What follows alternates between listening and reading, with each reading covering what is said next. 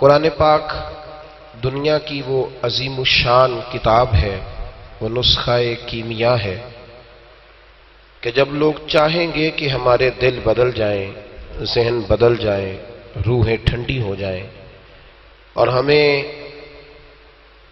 وہ نسخہ ہاتھ آئے کہ جس کی بدولت ہم پوری دنیا پہ چھا کے وقت گزاریں، تو پھر انہیں قرآن پاک سے رشتہ جوڑنا پڑے گا۔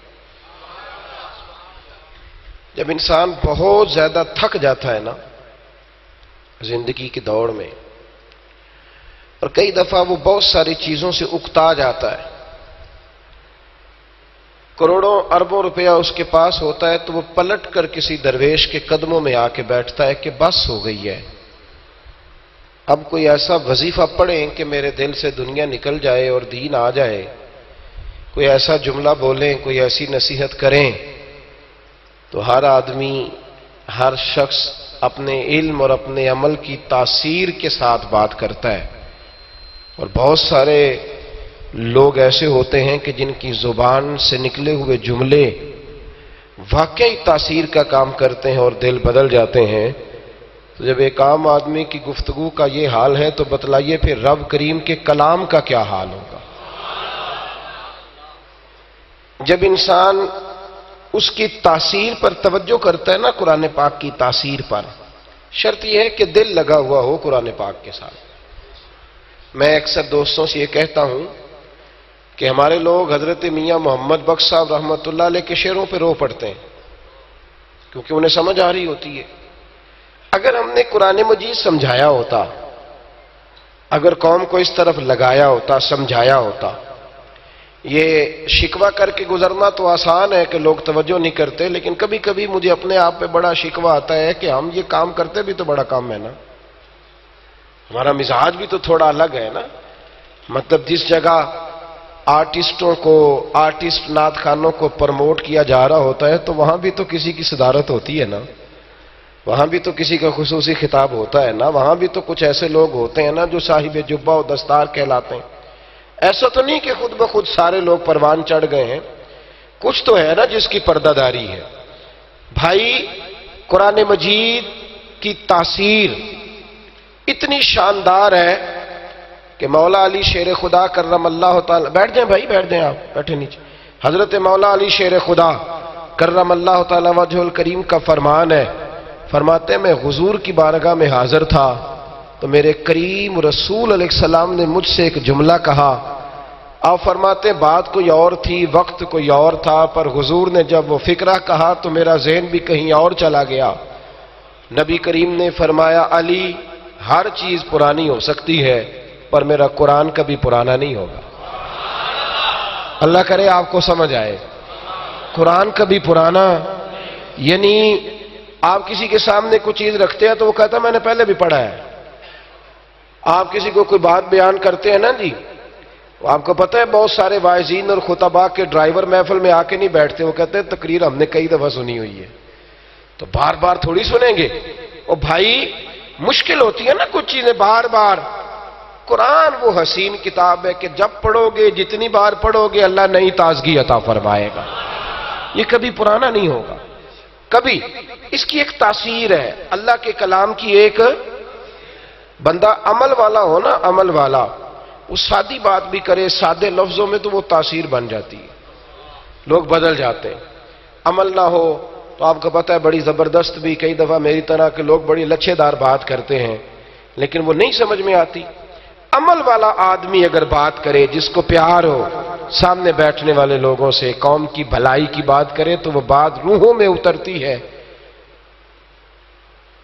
حضرت انس بن مالک رضی اللہ تعالیٰ عنہ فرماتے ہیں جب ہم حضور علیہ السلام کی محفل میں بیٹھا کرتے تھے نا، نبی کریم علیہ السلام قیامت کا ذکر فرماتے تھے تو ہمیں یوں لگتا تھا کہ اٹھ کے باہر جائیں گے تو قیامت آ جائے گی۔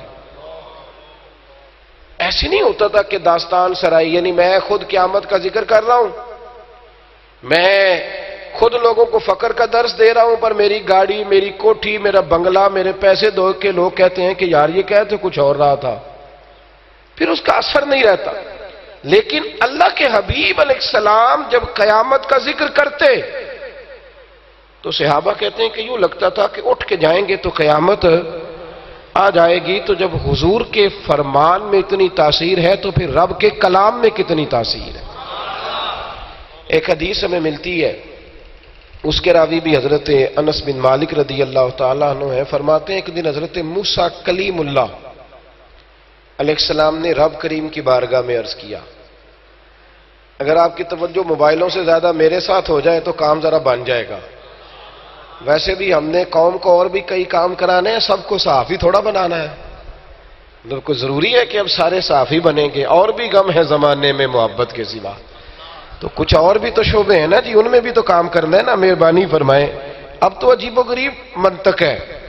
ایک بڑے درویش عالم ہے، میرے دوست ہیں، ایک جگہ میں موجود تھا تو کچھ سنگیوں سمیت آ گئے۔ پیار کی بات ہوتی ہے نا، کچھ لوگوں سے جب وہ ملتے ہیں تو بس طبیعت خوش ہو جاتی، تو وہ مجھے ملے تو ملنے، آپ کو پتہ ہے میں تو کئی دفعہ بڑا پریشان ہوتا ہوں، مطلب پہلے یہ ہوتا تھا کہ لوگ کہتے تھے میں نے دن میں اتنے نفل پڑھے ہیں، اتنی عبادت کی، اتنے سپارے پڑھے ہیں، اب ہم سے کو پوچھے تو ہم یہ بتا سکتے ہیں کہ 150 تصویر کھنچوائی ہے، کیونکہ جس نے گھر بلایا اس نے بھی کھینچی ہے، جو رستے میں ملا ہے اس نے بھی کھینچی ہے، جس نے بڑی شوق سے گاڑی روکی ہے اس نے بھی فوٹو ہی کھینچی۔ تو وہ صاحب مجھے کہنے لگے کہ یہ بچوں کی خواہش ہے ذرا آپ کے ساتھ تصویر کھنچوانے کی، تو میں کہ تسی پھر ذرا سائڈ تے ہو جو وچوں، کیونکہ نا بچیاں دی جو خواہش ہے تو آڑی تے کوئی نہ تو اتنا ضروری نہیں یار۔ اب مطلب ویسے بھی یہ مطلب ضرورت کے لیے اس کا فتویٰ تھا، ورنہ جو محتاط علماء ہیں وہ تو پسند ہی نہیں کرتے سرے سے۔ تو میری طرح کے لوگ ہیں جو بس ٹھیک ہے سب کچھ ہو رہا ہے، ورنہ مشائخ تو قائل ہی نہیں ہے اس کے۔ اللہ تعالیٰ سمجھنے کی توفیق عطا فرمائے۔ آپ میری بات پہ توجہ کریں جو بات آپ سے کر رہا ہوں۔ حضرت انس بن مالک فرماتے ہیں کہ حضرت موسیٰ کلیم اللہ علیہ السلام جب رب کی بارگاہ میں جاتے تھے نا کوہ طور میں، کوہ طور پر ملاقات ہوتی تھی تو بڑا اثر قبول کرتے تھے، رب کریم کی گفتگو، اللہ کی گفتگو بڑا اثر قبول کرتے، پسینہ آ جاتا، کئی دفعہ ان کے وجود پر کیف طاری ہوتا۔ تو ایک دن عرض کرنے لگے کہ یا اللہ یہ جو تو میرے ساتھ بات کرتا ہے تو یہ تیرے کلام کا اصل انداز ہے، اصل انداز ہے۔ تو رب کریم نے فرمایا موسیٰ اگر میں اصل کلام میں تیرے ساتھ بات کروں تو آپ برداشت کیسے کریں گے؟ یہ تو میں اپنے کلام پر 30,000 پردے ڈال کر آپ کے ساتھ بات کرتا ہوں، یہی بہتر ہے کہ پردوں میں وہ پردہ پوش رہے، وہ اگر پردے اٹھا دے تو کسے ہوش رہے۔ کہا ابھی تو 30,000 پردے کلام پر، پھر بات ہوتی ہے۔ رب کریم نے فرمایا لو انزلنا ھذا القرآن علی جبل لرأیتہ خاشعا متصدعا من خشیۃ اللہ۔ قرآن سنتے ہو تو کبھی قرآن مجید کے مفاہیم پر بھی غور کیا کریں۔ فرمایا یہ قرآن اگر ہم پہاڑوں پر نازل کرتے تو یہ اللہ کے خوف سے ریزہ ریزہ ہو جاتے، اگر یہ پہاڑوں پر وَتِلْكَ الْأَمْثَالُ نَضْرِبُهَا لِلنَّاسِ، اور یہ مثالیں بھی لوگوں کو سمجھانے کے لیے بیان کرتے ہیں تاکہ تمہیں سمجھ آئے کہ قرآن میں تاثیر کتنی ہے۔ قرآن مجید میں ایک اثر ہے، قرآن میں ایک کیف ہے، قرآن پاک میں ایک سرور ہے۔ ادھر دیکھیے میری طرف، قرآن پاک میں ایک لذت ہے، ایک مزہ ہے۔ اچھا قاری ہو نا قرآن پڑھنے والا اور سننے والا صاحب ایمان ہو تو آپ یقین کریں کہ کئی دفعہ دل کرتا ہے کہ یار چل اس طرح کر، تھوڑا اور پڑھ دے، چل تھوڑا سا اور پڑھ دے، تھوڑی اور توجہ کر، دل کرتا ہے، خواہش ہوتی۔ اچھا قاری، مسئلہ پتہ کیا بن گیا ہے؟ ذوق نہیں وہ والا رہا، مزاج نہیں رہا۔ حضرت مجدد الفسانی رحمت اللہ تعالی علیہ کا عرس ہوتا ہے نا سران شریف میں، تو وہاں صرف قرآن پاک کی تلاوت ہوتی ہے، صرف۔ آپ بول کیوں نہیں رہے؟ مشکل کام بتا دیا میں نے۔ اب تو آپ کو پتہ ہے عرس تو رہ ہی نہیں گئے، اب تو میلے رہ گئے ہیں۔ تو اب اگر پیر صاحب صرف قرآن پاک کی تلاوت کرائیں گے تو پھر مرید کیسے بڑھیں گے؟ ان کو تو وہ پیری مریدی والے سارے شعر سنانے پڑتے ہیں جن کے اندر مرشد کا ادب، مرشد کے آستانے کی خدمت، وہ ساری داستان ساری کرنی چاہیے، ہونا چاہیے۔ میں اختلاف نہیں کرتا، صوفیانہ کلام کا تو میں بڑا شوقین ہوں، میرے پاس شاید ساری کتابیں ہوں، لیکن بھائی قرآن مجید کی فوقیت کا انکار کیسے کرو گے؟ قرآن مجید کے درجات کا انکار کیسے کرو گے؟ قرآن پاک کے ساتھ دلچسپیوں کا اظہار کیسے کرو گے؟ قرآن مجید فرقان حمید سے میں کہا کرتا ہوں کہ قرآن کے حافظ ہیں اللہ کے فضل سے، ہے نا جی آپ کے شہر میں بھی؟ چلو ایسے ایسے تو کریں تھوڑا سا، ہے نا یہاں بھی حافظ، قاری بھی ہیں، ترجمہ سنانے والے بھی ہیں اللہ کے فضل سے۔ قرآن مجید کی رموز بیان کرنے والے صوفیاء بھی ہماری جماعت میں ہمیشہ سے تھے اور انشاءاللہ ہمیشہ رہیں گے۔ رموز بیان کرنے والے لوگ بھی ہیں۔ ضرورت کس کی ہے؟ اب ضرورت یہ ہے کہ کچھ لوگ نا قرآن مجید سے عشق کرنے والے ملے، عوام میں سے کچھ لوگ ملے جو آ کے کہیں کہ یار مہربانی کرو ذرا کچھ آیتیں قرآن پاک کی سناؤ۔ یہ ایک باقاعدہ ذوق ہے، ایک باقاعدہ دیکھیں نا، ایک ذوق ہے، کسی چیز کا ایک ذوق ہوتا ہے۔ شاعر دو بیٹھے ہو نا تو وہ پہلے کے کلام سنانے کا مقصد یہ ہوتا ہے کہ اب دوسرے نے بھی سنانا ہے۔ جن کو شعر و شاعری سے دلچسپی ہے وہ سمجھ لیں، بلکہ بزرگوں نے لکھا ہے، جو شعراء میں بزرگ تھے انہوں نے لکھا ہے کہ کراچی ساحل سمندر پہ ایک شاعر آگے آگے دوڑ رہا تھا تو ایک پیچھے دوڑ رہا تھا، اگلے والا تو نکل گیا تو پچھلے والے کو ایک صاحب نے روک لیا، اس نے کہا کیا مسئلہ، کیوں دوڑ رہے ہو؟ تو کہنے لگا وہ اپنی غزل سنا گیا، میری نہیں سن رہا، اس لیے دوڑ رہا ہوں کہ مہربانی کر میری بھی تو سننا، اسے پکڑ رہا ہوں۔ ایک ذوق ہوتا ہے نا جی۔ آپ یہ مطلب جو چارہ کاٹنے والے لوگ ہیں بھینسوں والے، ان سے آپ پوچھ لیں، ان کے پاس آپ دو اگر برابر میں مل جائیں تو ایک دوسرے کو نسخے بتاتے کہ نہیں بتاتے؟ یہ مزاج ہے۔ مطلب جی جو آدمی گاڑی رکھنے کا شوقین ہے اس کی طبیعت ہوتی ہے، تو جب کسی کو قرآن پاک سے محبت ہوتی ہے، امام راضی کہتے ہیں صحابہ جب بھی آپس میں ملتے تھے سورہ عصر کی تلاوت کرتے تھے، جب بھی آپس میں ملتے تھے سورہ عصر کی تلاوت کرتے تھے۔ حضرت انس بن مالک رضی اللہ تعالیٰ عنہ فرماتے ہیں میں مسجد نبوی سے نکلا، مجھے یہ بات کیا لینے دیں کہ میری طرح کے لوگ جو دین سے وابستہ ہیں وہ بھی اب ایک دوسرے سے ملتے ہیں تو اللہ تعالیٰ خیر کرے، ایک دوسرے کی جماعتوں پر ہی بحث کرتے ہیں، وہ جماعت کچھ نہیں کر رہی تو وہ جماعت۔ پرانے بزرگ ایک دوسرے سے ملتے تھے تو کہتے تھے کل فلاں آیت کا نیا معنی میری سمجھ میں آیا ہے، یار وہ فلاں تفسیر دیکھی ہے میں نے۔ ہمارے استاد گرامی صبح صبح جب کلاس میں آتے تھے نا اکثر ان کے ہاتھ میں شفا شریف ہوتی تھی، کہتے تھے یار رات ایک بات پڑھی ہے مزہ ہی آ گیا ہے، ذرا دیکھو تو صحیح کیا شاندار لکھا ہے بزرگوں نے۔ اب اس سے ترویج ہوتی تھی، طبیعت میں اشاعت ہوتی تھی چیزوں کی، مزاج نہیں۔ حضرت انس بن مالک رضی اللہ تعالیٰ عنہ فرماتے ہیں کہ میں مسجد نبوی سے باہر آیا تو ایک صحابی نا اپنا مکان بنا رہے تھے، دیواریں بلند کر لی تھی، چھت کے قریب پہنچے ہوئے تھے، میں مسجد سے نکل کے آ رہا تھا تو وہ نا رستے میں مجھے مل گئے، سلام کے بعد کہنے لگے انس مسجد سے آ رہے ہو؟ اپنا کام کر رہے ہیں، میں بھی گزرتا ہوں نا لوگ کام کر رہے ہوتے ہیں، وہ بھی گزرے، چونکہ شوق تھا قرآن پاک کا، ایک دوسرے کے ساتھ قرآن مجید کی بات کرنے کا شوق تھا۔ فرماتے ہیں کہ میں ان کے قریب سے گزرا تو دیوار بنا رہے تھے تو فرمانے لگے انس مسجد نبوی شریف سے آئے ہو؟ ہاں وہاں سے آیا ہوں۔ کہا کوئی نئی آیت تو نہیں آئی حضور پہ؟ کوئی نئی آیت تو نہیں آئی؟ میری ملت کے جوانوں یہاں تو نئے ماڈل کا موبائل آئے تو شارٹ ہو جاتا ہے۔ اب یہ شوق ہے نا ہمارا، ہم اگر اس طرف شوق لائیں، میں اپنی غلطی پہلے قبول کر چکا ہوں کہ ہم یہ شوق پیدا نہیں کر سکے، شوق پیدا کرنے والوں نے بھی کمزوری دکھائی ہے، یہ ہم نے بھی بڑی کمزوری دکھائی ہے، یہ مزاج ہم بنا نہیں سکے۔ ہم نے دیکھا کہ قوم کی ضرورت ہے کہ وہ دیکھ رہی ہے فلاں نعت خواں کے نام پہ لوگ جمع ہو جائیں گے تو ہم نے اس کو بلا لیا، ہم بھی یہ ذوق نہیں پیدا کر سکے۔ کہاں گئے وہ شبینے جو ساری رات لوگ کھڑے رہا کرتے تھے اور ساری رات لوگ سنا کرتے تھے؟ میں کراچی گیا تھا تو علامہ نورانی رحمت اللہ علیہ کے مزار پر ایک شخص کو کھڑے ہو کے روتے دیکھا تو میں نے ان سے کہا کہ اللہ تعالیٰ فضل کرے، میں بھی بڑا رلایا اس شخص نے مجھے، تو میں نے کہا بات کیا ہے؟ کہنے لگے جب سے، اب میرا یہ خیال تھا کہ قائد اہل سنت تھے، ان کے جانے سے بڑے مسائل بنے، پتہ نہیں یہ کس دکھ میں رو رہا ہے، تو کہنے لگے نہیں یار وہ ساری باتیں اپنی جگہ پہ، جب سے یہ شخص گیا ہے نا میرا تو قرآن کا مزہ ہی چلا گیا ہے۔ جو یہ لطف دیتا تھا پہلے تراویح پڑھانا، پھر ذوق بننا، آخری عمر تک کہنا چلو یار یہ سپارہ دوبارہ پڑھتے ہیں، 2 نفلوں میں، 4 نفلوں میں، 8 نفلوں میں، یہ ذوق ہوتا تھا۔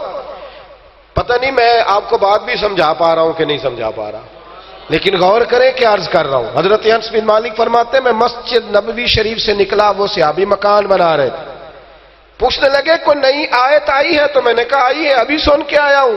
کہا سنائیے؟ کہا ابھی آیت آئی ہے، حضور نے ہمیں ابھی سنائی ہے، اقترب للناس حسابهم وهم فی غفلۃ معرضون۔ رب فرماتا ہے لوگوں کے حساب کا وقت قریب آ گیا ہے، ابھی بھی غافل ہیں۔ اقترب للناس حسابهم، حساب کا وقت، حساب کا وقت، جس کی عمر 60 سال ہے اس کی تو 30 سال گزر گئی، تو باقی تو آدھی رہ گئی، اور جس کی 40 ہے اس کی تو بھائی 70% بیت گئی ہے، تھوڑی رہ گئی۔ اٹھ فریدا ستیا، داڑھی آ گئی پور۔ جس طرح کھائے پیے بغیر سوئے بغیر آپ وقت نہیں نہ گزار سکتے، اسی طرح آپ کو سانس کی ضرورت ہے، سانس نہ چلے تو وقت نہیں گزرتا۔ کچھ چیزیں زندگی میں بڑی ضروری ہوتی ہیں، ان ضروری چیزوں میں سے ایک چیز محبت بھی ہے۔ پیسے بھی گھر میں ہیں، دولت بھی ہے، بچے بھی ہیں، گھر بھی بڑا ہے، کاروبار بھی صحیح ہے، سارا کچھ ہے، بس میاں بیوی میں محبت نہیں۔ صحیح بتاؤ، ٹائم صحیح نکلتا ہے؟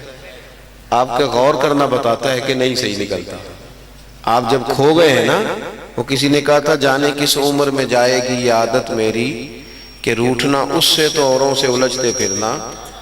یہ گھر میں اگر آپ پریشان ہیں تو باہر بھی کوئی کام نہیں ہوتا، تکلیف میں رہتا ہے بندہ۔ محبت اتنا ضروری کام ہے کہ اگر گھر میں محبت ہو نا گھر والوں کی آپس میں، تو کچے مکان پہ بھی گزارا ہو جاتا ہے، تھوڑی آمدن پہ بھی گزارا ہو جاتا ہے، اتنا ضروری کام ہے۔ آپ کی بڑی اچھی جاب ہے، سیلری پیکج بڑا اچھا ہے، الاؤنسز بھی ملتے ہیں، سارا کچھ ٹھیک ہے، آپ کے اپنے ضلع کے اندر آپ کی نوکری ہے، سارا کچھ ٹھیک ہے، لیکن وہاں جو مینیجر صاحب ہیں ان سے بنتی نہیں، آپ کی عملے والوں سے بنتی نہیں۔ مجھے بتائیں کہ ساری آمدن ٹھیک ہونے کے باوجود دفتر جانے کو دل کرتا ہے؟ آپ بیٹھ جائیں گے، تشریف رکھیں، تھک جائیں گے، اللہ آپ کو بیٹھ جائیں، اللہ خوش رکھے۔ آپ سمجھیں اس بات کو کہ محبت کے بغیر گزارا نہیں۔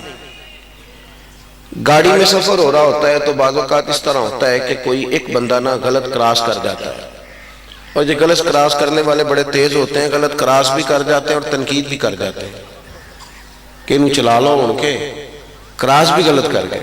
اب وہ ڈرائیور کا موڈ خراب ہو گیا، آپ کا سفر نہیں صحیح گزرتا، بندہ پریشان ہو جاتا ہے۔ چلیں یہ مثال اگر مشکل لگی ہے تو آسان مثال دے دیتا ہوں۔ یہ تو کڑی منڈے دا بیاہ رکھی دے نا، یہ بھی دعا منگی دی ہے کہ روٹی پوری آ جائے، یہ بھی دعا منگی دی ہے رشتہ دار کٹھے ہوئے نے کدھر لڑ نہ پڑے۔ مانگتے کہ نہیں مانگتے یہ والی؟ کیوں؟ کہ کوئی تلخی نہ ہو جائے، سارا کام محبت سے ہو جائے۔ بات کی سمجھ آ رہی ہے؟ کوئی اس میں بدمزگی نہ پیدا ہو۔ محبت اتنا ضروری کام ہے۔ یہ آپ کے مذہبی سٹیجوں میں پتہ کیوں خرابی ہوتی ہے؟ یہاں بھی کئی دفعہ ٹینشن ہو جاتی ہے، اس لیے کہ انتظامیہ کے لوگ ہیں 26-27، بلکہ بعضوں کو پہ تو 80-82، تو ہر ایک نے ایک کی سفارش کر دی ہے، اس کو بھی کچھ کرا دو، اس کو بھی کچھ کرا دو، تو پھر وہ بیچارے محفل کرانے والے میں نے دیکھا بڑے پریشان ہو جاتے ہیں، اب میں نے کس کی ماننی ہے، کیا کرنا ہے۔ اور اگر ماحول تھوڑا سا مینٹین رکھا جائے، پیار کے ساتھ رکھا جائے، تو پھر اگر نیچے بیٹھنے والوں کو بھی مزہ آ رہا ہوتا ہے تو اسٹیج والوں کو بھی تھوڑا آ ہی جاتا ہے۔ شرط یہ کہ محبت ہو۔ کوئی کام بھی اگر بغیر محبت کے کرو گے نا وہ ٹھیک نہیں گزرے گا۔ آپ اپنی زندگی میں ہم نے تھوڑے تھوڑے تلخ ہو گئے، رویے سخت ہو گئے، حالانکہ اگر آپ دین کو پڑھیں تو دین سارا ہی محبت ہے۔ اللہ تعالیٰ نے قرآن مجید میں فرمایا وَالَّذِينَ آمَنُوا أَشَدُّ حُبًّا لِلَّهِ، فرمایا وہ لوگ جو ایمان لے آئے وہ اپنے رب سے شدید محبت کرتے ہیں، اور نری اللہ سے محبت نہیں کرتے۔ قُلْ إِن كُنْتُمْ تُحِبُّونَ اللَّهَ فَاتَّبِعُونِي يُحْبِبْكُمُ اللَّهُ، فرمایا محبوب ان سے یہ بھی فرما دیں کہ اگر یہ رب سے محبت کرنا چاہتے ہیں تو آپ کی پیروی کریں، آپ سے پیار کریں، آپ کے نقش قدم چلیں، یحببکم اللہ، اللہ خود ان سے محبت فرمائے گا۔ نبی پاک صلی اللہ تعالیٰ علیہ وآلہ وسلم نے ایک دن صحابہ کرام سے پوچھا، میں نے 2 آیتیں پڑھی اب حدیث پاک پڑھ رہا ہوں، حضور نے ایک دن صحابہ سے پوچھا، حافظ منذری علیہ رحمہ نے اس حدیث کو نقل فرمایا، فرمایا بتاؤ بھی اسلام کی مضبوط گرہ کون سی ہے جس میں مسلمانوں کو آپس میں باندھ دیا جائے اور وہ گرہ اتنی پکی ہو کہ مسلمان آپس میں باندھ جائیں؟ ایک صحابی نے عرض کی یا رسول اللہ صلی اللہ علیہ وسلم نماز۔ 5 وقت مسلمان ملتے ہیں، اکٹھے ہوتے ہیں، حال احوال کا پتہ چلتا ہے، ان کا خیال یہ ہوگا کہ اس سے ذرا مضبوطی ہوتی ہے آپس میں۔ محبوب فرمانے لگے تم میری مراد کو نہیں پہنچے۔ ایک صحابی نے عرض کی یا رسول اللہ پھر زکوٰۃ۔ شارحین فرماتے ہیں وہ اس لیے انہوں نے کہا کہ امیر غریب کو دیتا ہے، آپس میں رشتہ بن جاتا ہے۔ حضور نے فرمایا تم میری مراد کو نہیں پہنچے۔ تو پھر ایک صحابی نے عرض کی یا رسول اللہ حج۔ جی مجھے کچھ کہا کہ حج کیوں؟ وہ اس لیے کہا، شارحین کہتے ہیں وہ اس لیے انہوں نے کہا کہ ایک میدان میں مسلمان ایک لباس پہن کے ایک دن اکٹھے ہوتے ہیں اور ایک بولی بولتے ہیں لبیک اللہم لبیک، تو یہ یکجہتی بتاتی ہے کہ حج ایک مضبوط گرہ ہے۔ نبی پاک علیہ السلام نے فرمایا تم میری مراد کو نہیں پہنچے۔ تو یا رسول اللہ پھر ہماری رعایت کر دیں، آپ ہی بتا دیں اسلام کی مضبوط گرہ کیا ہے۔ تو محبوب فرمانے لگے اسلام کی مضبوط گرہ ہے اللہ کی رضا کے لیے ایک دوسرے سے پیار کرنا، محبت کرنا، اور اس میں نہ لالچ نہ ہو، مادہ پرستی نہ ہو، اس میں کوئی چکر بازی دوسری نہ ہو، وہ خالص اللہ کی۔ اور اس عنوان پر پورا باب ہے کتب احادیث میں، اللہ کی رضا کے لیے محبت کرنی، اللہ کی رضا کے لیے عداوت رکھنی، پورا باب۔ ہم نہ بعض چھوٹی چھوٹی چیزوں کی وجہ سے تلخ ہو جاتے ہیں ہمارے رویے۔ کچھ لوگوں کا تو خیر یہ کہنا ہے کہ جی میں چونکہ بندہ سچا ہوں لہذا میں تلخ ہوں، کھرا ہونا تو اس لیے میں کوڑا ہوں۔ سنیے نا گل تسی، ان لوگوں کو بھی سجدہ صاف کرنا چاہیے، یہ ٹھیک نہیں کہتے، یہ صحیح نہیں کہتے۔ کہتے جی میں چونکہ کھرا آدمی ہوں، اور بڑے فسوق سے کہتے ہیں میں بھی کھرا بندہ ہوں، میں بھی چونکہ حق سچ کہتا ہوں لہذا میں تلخ ہوں، میری بات بری تو لگے گی، اور میں بات سچی کرتا ہوں، میں کھرا ہوں لہذا میں سخت بولتا ہوں۔ تو میں نے کہا میاں آپ مہربانی کریں، آپ سجدہ صاف کریں، آپ غلط کہہ رہے ہیں۔ اس لیے کہ دنیا میں سب سے زیادہ سچ مدینے والے محبوب نے بولا ہے اور سب سے میٹھا کر کے بولا ہے۔ آپ کا لہجہ صحیح نہیں ہے اور آپ کہہ رہے ہیں کہ سچ صحیح نہیں ہوتا۔ سچ تو سیدھا دل میں اترتا ہے، وہ تو سیدھا روح قبول کرتی ہے سچ کو۔ آپ کا لہجہ ٹھیک نہیں اور آپ کہہ رہے ہیں کہ جناب، اور میں چلے یہ بات آگئی تو عرض کروں، لفظ بھی ٹھیک ہونے چاہیے، پیار والے ہونے چاہیے، اور لہجہ بھی پیار والا ہونا چاہیے۔ جی لہجہ بھی، یعنی کتھوں آئے ہو جی، یہ بھی لفظ ہے تو کتھوں آیا بھائی، سب لفظ ایک ہی ہے نا، لیکن ان میں پہلے لہجے میں پیار ہے، دوسرے میں تلخی ہے۔ چلے اور سادہ کرتا ہوں اس کو۔ وہ سسر صاحب بوڑھے ہیں، ساس بوڑھی ہے، تو وہ بہو نے پوچھا تھا سویرے 9 بجے 8 بجے کہ ابا جی ناشتہ کرنا ہے، اماں جی ناشتہ کرنا ہے، کہ پتر میں نے بھوک نہیں۔ پھر وہ شوگر کے مریض کو گھنٹے ڈیڑھ کے بعد لگ بھی جاتی ہے، اور اس نے کہا پتر روٹی کھانی ہے، تو اس نے کہا ابا جی میں اور بھی کام کرنے ہوں، پوچھا تو تھا آپ سے کہ روٹی کھانی ہے کہ نہیں، اب پھر مانگ رہے ہیں آپ۔ اب وہ غصہ کر گئی، کہا کچھ نہیں، بولی نہیں، لیکن کھانا لے کے آئی تو دروازہ زور سے بند کیا، برتن زور زور سے زمین پہ رکھے۔ بوڑھا آدمی اپنی توہین محسوس کرتا ہے، انسلٹ فیل ہوئی۔ رات کو پتر گھر آیا تو کہا یار تیری بیٹی بیوی جو ہے نا، ہماری بیٹی، اس کا رویہ ٹھیک نہیں، تنگ کرتی ہے۔ جب شکایت لگائی اور خامن نے اگر پوچھ لیا تو وہ پتہ کیا کہتی ہے، وہ کہتی ہے ابا جو نے پوچھو میں آکھیا کی ہے، تو آکھیا تو نے واقعی کچھ نہیں۔ تو ابا جی پریشان کیوں ہیں؟ بولیے اس کے لہجے کی وجہ سے۔ کس وجہ سے؟ جس کو سمجھ آئی ہے وہ بولے اس کے۔ اب آپ قرآن مجید پڑھیے سورہ لقمان۔ حضرت لقمان اپنے بیٹے کو نصیحت کرتے ہیں، کہتے ہیں بیٹا وَلَا تُصَغِّرْ خَدَّكَ لِلنَّاسِ، تو نے نا لوگوں کے ساتھ منہ ٹیڑھا کر کر کے بات نہیں کرنی، یعنی لفظ بھی ٹھیک ہو اور لہجہ بھی ٹھیک ہو، انداز بھی ٹھیک ہو بات کا۔ ہم نہ تلخ ہو جاتے ہیں، ایک تو کہتے ہیں جی میں چونکہ کھڑا ہوں اس لیے، کچھ لوگ کہتے ہیں دکھ بڑے اس لیے میں کڑوا ہو گیا۔ دکھ بڑے، بڑی آزمائش، کام بڑے، کیسے میٹھا بولوں، پریشانیاں بڑی ہیں۔ میرا آپ سے سوال ہے کہ رسول پاک علیہ السلام نے خود فرمایا ہے کہ دنیا میں سب سے زیادہ نبی ستائے گئے، اور فرمایا میں رب کا لاڈلا تھا، میں سب سے زیادہ ستایا گیا۔ آپ کبھی سیرت نبوی کو ویسے پڑھیں نا، اللہ کوئی موبائل سے تھوڑی فرصت دے اور کتاب سے دلچسپی دے، آمین تو کہہ دیں، تو کبھی کتاب کے ساتھ آپ رغبت پیدا فرمائیں تو نبی پاک علیہ السلام کی سیرت مبارکہ کو آپ دیکھیں تو پہلے 13 سال جو ہے مکہ مکرمہ کے اعلان نبوت کے بعد کوئی چھوڑی نہیں انہوں نے گنجائش تکلیف دینے والی، 3 سال مسلسل بائیکاٹ کیا، کبھی اوجڑیاں لا رہے ہیں، کبھی کچھ کر رہے ہیں، معاذ اللہ کبھی کچھ کر رہے ہیں۔ پھر محبوب وہاں سے مدینہ طیبہ آ گئے تو یہاں بھی چین نہیں لینے دیا، کبھی بدر میں تلواریں لے کے آئے، کبھی احد میں آئے، کبھی خندق میں آئے، پھر یہ کافر تو تھے ہی، مدینے میں منافق بھی پیدا ہوئے، ان کا بھی معاملہ، یہ ساری آزمائشیں حیات مبارکہ ساری محبوب کی دکھ اور تکلیفوں کے ساتھ بھری ہوئی، لیکن حضرت حارث رضی اللہ تعالیٰ عنہ کیا فرماتے ہیں، صحابی کیا فرماتے ہیں؟ وہ فرماتے ہیں ہم نے مدینے والے محبوب کو جب بھی دیکھا مسکراتے ہی دیکھا۔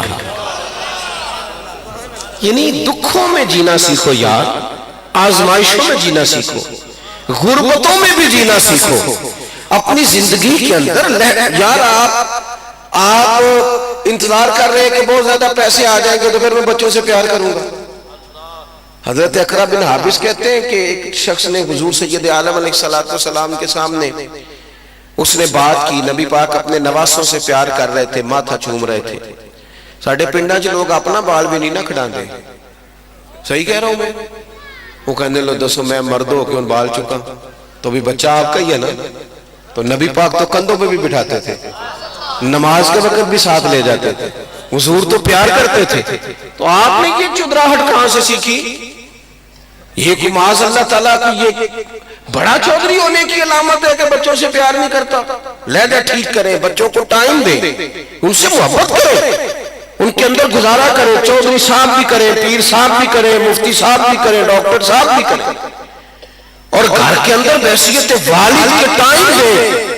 ہم نے بچوں کو دولت دی ہے، ہم نے وقت نہیں دیا، خرچے دیے، ٹائم نہیں دیا، اس کا نقصان ہمیں یہ ہے کہ بچے بھی دولتوں سے جڑے ہیں، والد سے نہیں جڑے، انہوں نے تو رافضیوں خارجیوں کو یار بنانا شروع کر دیا، بد مذہبوں کی طرف نکل گئے، چونکہ ہماری دوستی نہیں تھی اپنی اولادوں سے۔ اقرا بن حابس کہتے ہیں اس شخص نے دیکھا کہ نبی پاک نواسوں سے پیار کر رہے ہیں، ماتھا چوم رہے ہیں، حضور کی کندھوں پہ سواری ہو رہی ہے، تو کہا یا رسول اللہ آپ بڑا ٹائم دیتے ہیں بچوں کو، میں تو نہیں دیتا۔ تو محبوب فرمانے لگے اگر تیرے دل سے اللہ نے رحمت نکال لی ہے تو میں کیا کروں، مجھے تو اس نے رحمت للعالمین بنایا ہے۔ تو آپ پیار کا لہجہ اختیار کریں، انداز محبت والا ہو، یعنی وہ کیا کہتے ہیں کہ لینا دینا تو نصیب کا ہے نا، بولیں تو ہنس کے نہ یار، لہجہ تو میٹھا ہونا یار، آپ کا انداز تو حسین ہو، اور سارے ہی مہربانی کریں، سارے ہی ہمارے پنجاب میں سیانے ہونے کی عمر کوئی بھی نہیں، کوئی عمر نہیں رکھی ہم نے، کہنے اجے بال ہے تو ان جوان ہو گیا، ان سیانا ہو جائے، کہنے نہیں ان تے خون گرم ہے نا، تو جب بوڑھا ہو جائے تو کہنے بابے نے پتہ ہی نہیں لگتا، تو پھر کس عمر میں جہاں بندے نے سیانا ہونا تھا؟ اپنے آپ کو سمجھدار کریں، سارا ٹائم دائیں بائیں دینے کی بجائے کچھ اپنے آپ کو ٹائم دیں، اخلاقی رویے، آپ کو پتہ نہیں اگر آپ کا رویہ تلخ ہے تو آپ کی بیوی کتنی تکلیف میں، پتہ نہیں اگر رویہ تلخ ہے تو آپ کی ماں کتنی تکلیف میں۔ میں نے ایسے بد نصیب بھی دیکھے جن کی ماں اور باپ بھی ان سے بات کرتے ہوئے سوچتے ہیں کہ کہیں آگے سے بدتمیزی نہ کر دیں، وہ بھی اس سے بڑا بھی کوئی بد نصیب ہوگا جس کی ماں بات کرتے سوچے کہ پتہ نہیں کہاں سے بولے